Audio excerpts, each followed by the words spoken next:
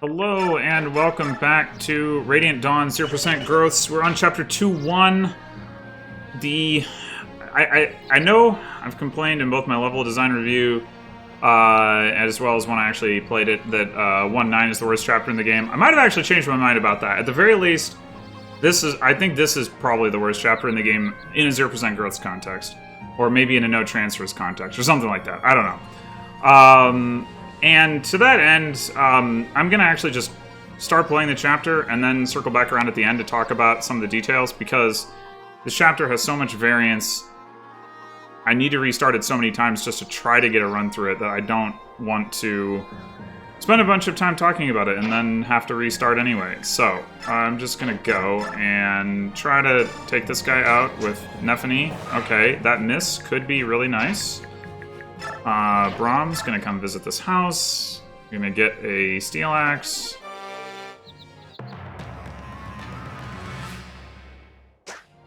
Double miss. That's very unexpected. That's more expected.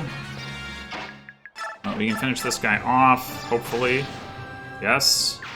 Alright.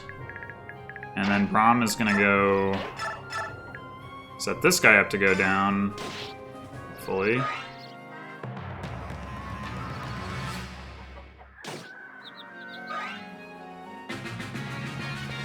This is actually a little bit annoying that Nephany can't get quite as far as she normally would be able to. It probably doesn't matter, but that this guy does not always move. I'll get more into that later. But now, how are we doing against this guy? 4-hit KO. Alright, well, that is not ideal.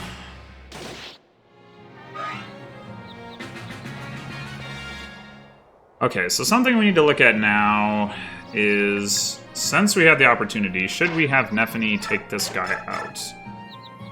She'll definitely kill him, so that won't be a concern. If she takes the 8 damage, she'll be at 16. She would not be able to survive a hit from the boss, who deals 18 damage. But she would if she used an herb, and that would leave her in Wrath range if the boss hits her. So because the goal here is to kill the boss, and we want to use Wrath Grit to do that. She's not that likely to get hit. From 24, she would also get put into Wrath range, so that's fine. So turn 5, 1, 2, 3, 4, 5, 6, 7. Turn 6, 1, 2, 3, 4, 5. Turn 7. Yeah, I think that all works out. So we're going to go ahead and do that. Okay. And this is nice, because we don't need to trade Nephany. Oh, right, he drops an herb, I forgot. Alright, we wouldn't have needed to anyway. I guess we'll use the Iron Axe for slightly more accuracy, even though it doesn't really matter.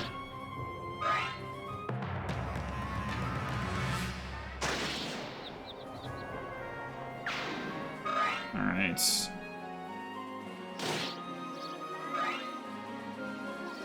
Now this jerk is going to come up and poison Brahm. Unfortunately, that doesn't really matter. It's potentially annoying. But it shouldn't matter. Alright, so Nephany did take a little bit of damage from this guy, but not enough to be a problem. So that's good.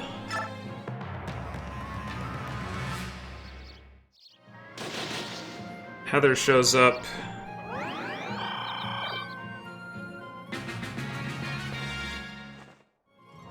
And she'll kill the priest. Unfortunately not with the knife, so she doesn't counterattack the mage. Alright, so here's the way the boss works. The boss and his 2 minions right there do not move until you attack the boss. Or them. Like, but they'll move if you attack the boss, but the boss won't move if you attack them. Basically, like, where attack in this case includes, like, counterattacking if you stand next to him. But these guys won't move on a turn where the boss attacks if I'm standing next to him. So the idea is we stand next to him, he attacks, hopefully we get a Wrath crit. It won't kill him. Like, as you can see, it'll only do 27 damage. But then these guys won't have attacked, which is good because they do a lot of damage in their own right to Nephany, and she can't, like, withstand that much incoming damage. we run back, and then we can stay out of range of at least this guy. We can box this guy out with Braum. That's, I mean, you'll see how that goes, but... meanwhile, just to make sure... Although, then I am in range of the mage. I would really like to hit this guy. This guy will run away. But that 3 damage that he does, like, could actually be relevant.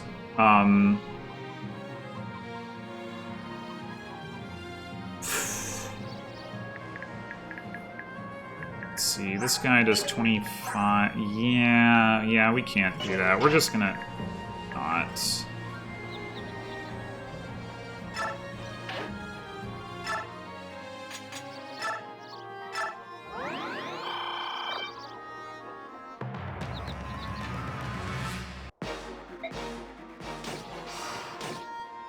No Wrath crit. Okay. Okay, that guy won't be in range of Nephany anyway, so that's good. Oof. So yeah, in theory, if Nephany Wrath crit the past turn, and we could get her to do it again this turn, which is obviously not like likely or reliable, we could send Braum down to recruit Heather this turn and end the chapter. But of course, she didn't do that. It's not likely, and I didn't position Braum on the assumption that that would happen, because it's just not very likely. Okay, so what we're going to do now is Braum is going to come up using Herb again. And then, let's see, 1, 2, 3, 4, 5, 6. Yeah, so we want to 1, 2, 3, 4, 5, 6. Probably put Nephany there. 1, 2, 3, 4, 5, 6, 7. It's not ideal because I would really like Heather to be in a position where... Actually, it probably doesn't matter. Probably doesn't matter. Because if Nephany gets the Wrath crit... Well, it could matter. If Nephany gets the Wrath crit... No, it can't matter. Because we can't do enough damage. Yeah, if Nephany doesn't get the Wrath crit, we just can't beat the boss. Because she does 9 damage. Braum does 10 with his Steel Axe. And 9 and 10 and 9 is still not enough. Which is awesome. So, like, have to get this Wrath crit.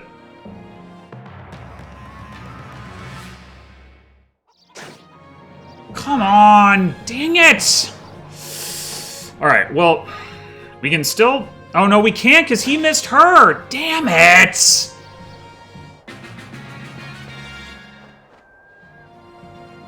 Are you kidding me right now, Nephany? Like, come on! I mean, she's still got a 7% chance to crit. I guess I'll go for that before I end up restarting this chapter yet again. We gotta have Braum talk to Heather to recruit her. Guess I'll do that. Alright, I'm just gonna... Well, I guess what I'll do... Yeah, that guy's a vulnerary. We'll steal that with Heather.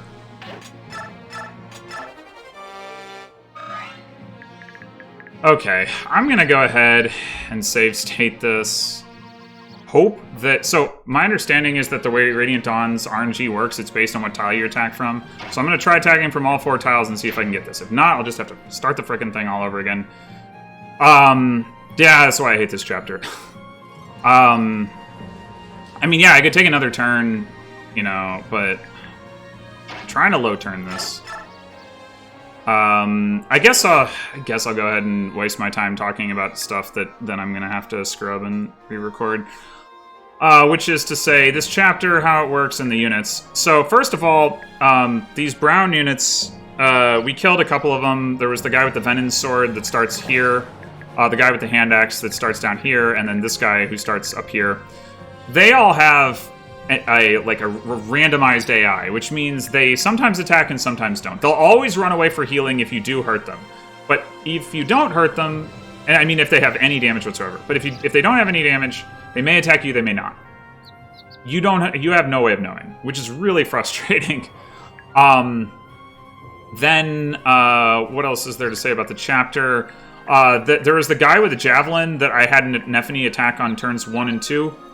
That guy, I would say, Nefany was able to hit KO him, but I would say that's only possible maybe 20% of the time. So I just re-roll the chapter every time that's not possible, because it's just not realistic to try to like efficiently clear it without that, because Braum needs to get the steel axe from this house to be able to efficiently take out the armor knight that's standing here. Like, you just can't do enough damage. Nefany can't do enough damage. She takes too much damage. Well, it's not really her damage output that's the problem. It's the amount of damage that she takes. I mean, she's only dealing 1 less damage than Braum, but she takes a lot more damage than Braum. And so, not to mention that if you do need, like, like a cleanup hit or something from Braum, like, you're going to want that extra damage. You might also want the steel axe for next chapter. Anyway, so you really want the steel axe. But that means that Nefany's kind of on her own to take out the guy with the javelin. Plus, there's that archer that comes down that Braum attacked on turn 2. And if Nefany has to deal with both the guy with the javelin and the guy with the archer, she'll just die. I mean, she won't if the guy with the javelin misses twice, like he did here. But in general, she'll just die. To say nothing of the fact that the guy with the hand axe down here can actually do respectable damage to her as well. A lot of this, it all comes down to the fact that Nefany is stuck with the steel great lance, which she's slowed down by 3 because of. So in general, she's not doubling. Sometimes she can double the brown units, but in general, she's not doubling in this chapter. If you have transfers, you can boost that all the way up to 21 speed if you get strength and speed transfers. There's also a javelin that you can get from down here. Of course, it's way off in the corner, that she does allow her to double, although obviously her damage output with it is a lot lower. It does like 7 might rather than 14, so 22 attack against some of these enemies is really not very much. It's like, she's doing 8 damage to this guy and 7 damage to this guy, and like she's not even doubling, like, without transfers, right? Whereas where the javelin's gonna let her get to 20 speed. She's doubling that guy, but she's not even doubling this guy. Like, it's pretty sad. So that's a big limitation. As far as the items in the houses, I mentioned there's a javelin. There's obviously the steel axe, and there's an Asher icon up here. Concoction and Spectre card in these houses. Most of that stuff isn't super important. As far as the units are concerned, so we get Heather late in the chapter. She is basically just like deep utility stuff, because unlike Soth, who joins as a rogue, level 1 rogue, and is like out of the gate really strong. While she is faster than Soth, she's more fragile and has less strength, so she takes more damage, she deals less damage at a later point in the game when the enemies are stronger, so she's really not able to do much in combat. She has...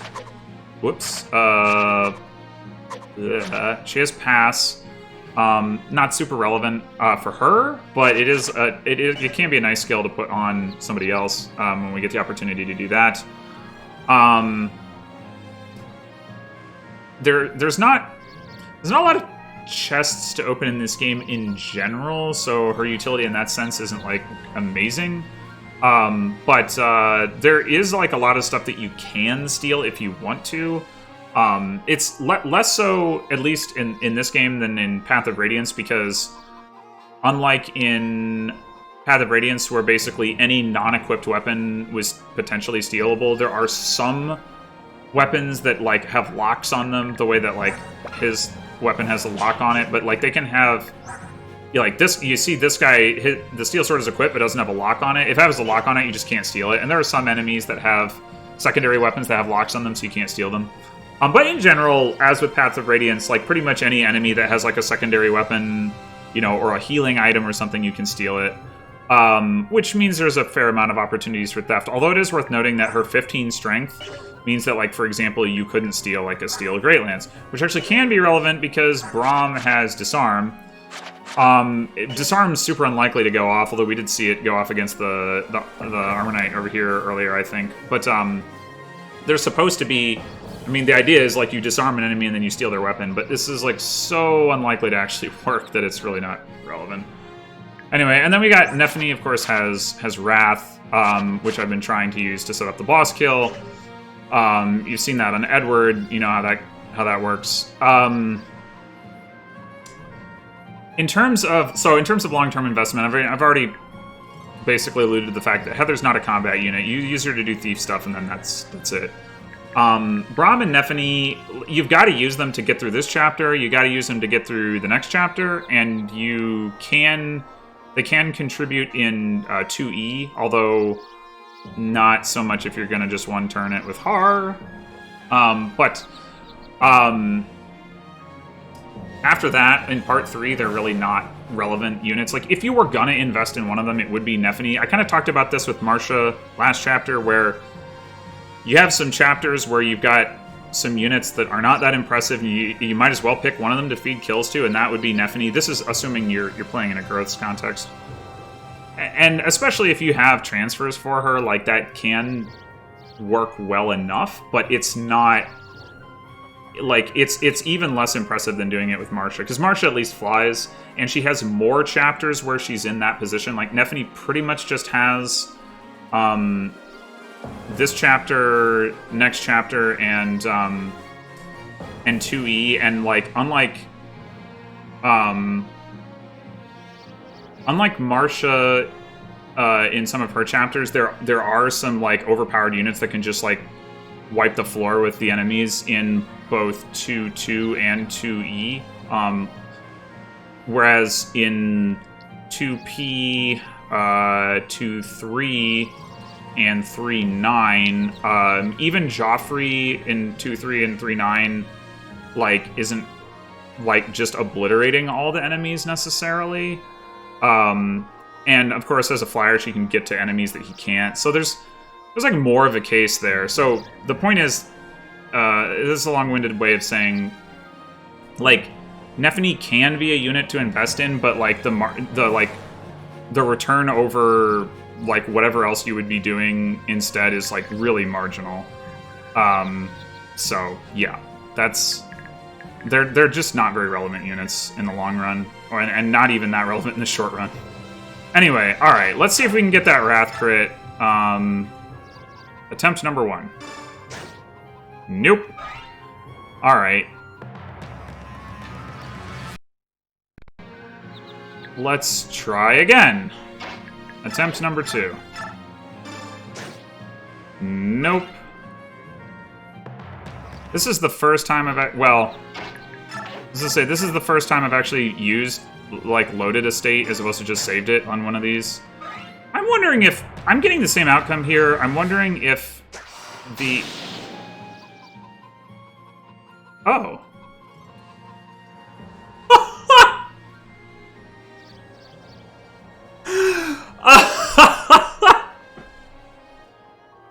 All right. I'll take it.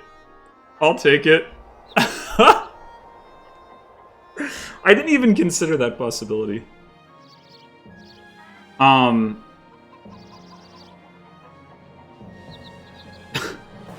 So the funny thing is that I had tried to do this with this chapter.